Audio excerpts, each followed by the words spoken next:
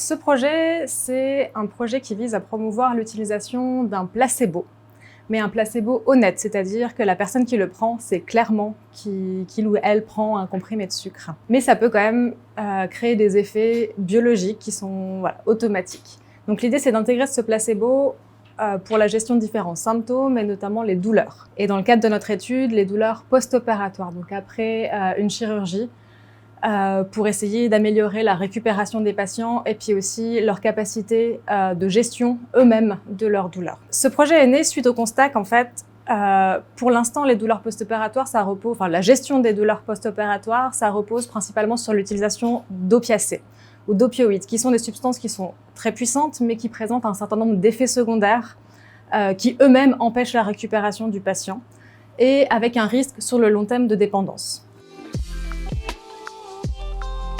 Ces dernières années, la recherche scientifique a montré qu'il était possible d'utiliser un placebo, mais de manière honnête ou totalement transparente, sans cacher quoi que ce soit au patient.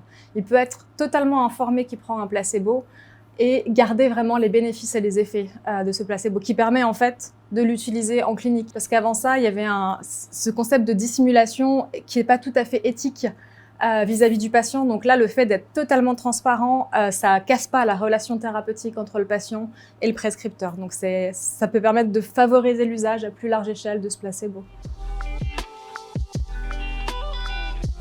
Alors, est-ce que les patients sont prêts ?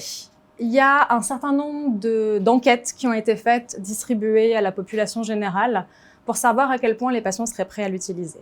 Et au final, ce qui ressort, c'est qu'ils sont plutôt pour, dans la mesure où ils ont connaissance des recherches scientifiques qui supportent en fait cette utilisation, dans la mesure où c'est leur médecin ou leur prescripteur qui leur prescrit, et où il y a justement ce concept de transparence. Donc, a priori, les patients sont pour. La question, c'est maintenant plutôt est-ce que les médecins ou les prescripteurs seraient d'accord. Ça a l'air d'être plus sur ce versant-là qu'il y aurait des améliorations à avoir, parce que eux, par contre, pensent que les patients ne sont pas prêts. Quand on questionne directement les patients, eux, ils sont OK, mais si on demande aux prescripteurs s'ils pensent que les patients le sont, c'est pas le cas. Donc, il y a vraiment un gros exercice à faire sur la communication. Déjà, communiquer les résultats scientifiques, parce que je suis pas sûre à quel point c'est déjà connu dans la communauté médicale, et de voir qu'il est possible, en fait, de l'utiliser dans la pratique.